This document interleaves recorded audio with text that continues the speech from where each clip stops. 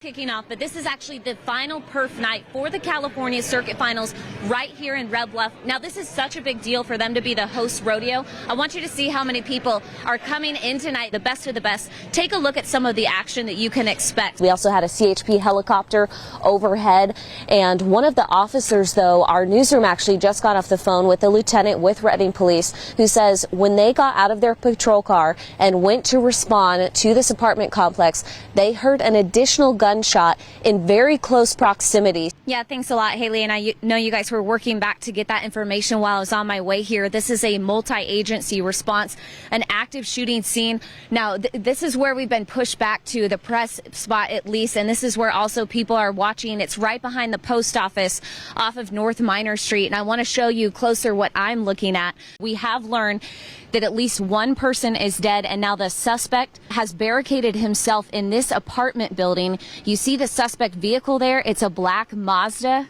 But Haley, really quick, what I want to show you is the community members who are out here. They are also waiting with anticipation to see what law enforcement has to say and what is going to become of this incident here. It is very active. Law enforcement is cautioning people in this area. There is actually a shelter in place. And so as you're coming down, the house is actually still on fire. I saw large flames coming out of it. Looks, like second or third story, and you can see it's flaring up again.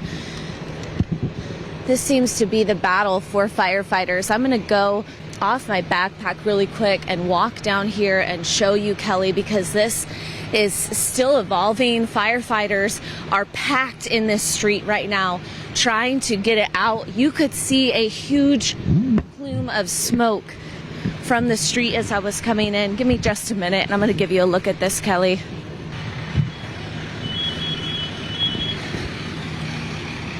All right, here's what's going on. So you can see several firefighters stacked out here, and you can see the home. So this is what you're seeing. This is why that was such a large plume of smoke. You can see the glow from there. You can see, actually, look at that. There's a firefighter all the way up top on that top story trying to get in from the roof. We've talked about this before, just how much of a challenge it is once the fire gets inside of the roof. Heat rises, and then that just gets stronger and stronger. So Red Bluff Fire is out here assisted by many other agencies. Police have this road blocked off right now,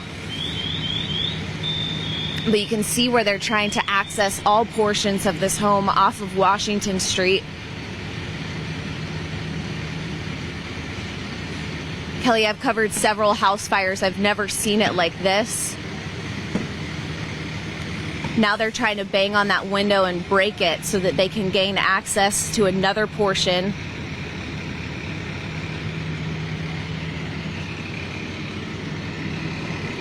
But there's homes all over this neighborhood. You can see another ladder truck right there with Red Bluff Fire. Like I said, I haven't even begun to talk to firefighters yet to find out what's going on, but we know, of course, if there was anyone inside, that was going to be their first mission, was to get them out. But this is going to be a long process. Kelly, I'm going to check back with you and let you know what I've learned as soon as we get a little more information, but I'm going to toss it back to you and just leave you with this final image, Kelly. Courtney on the scene.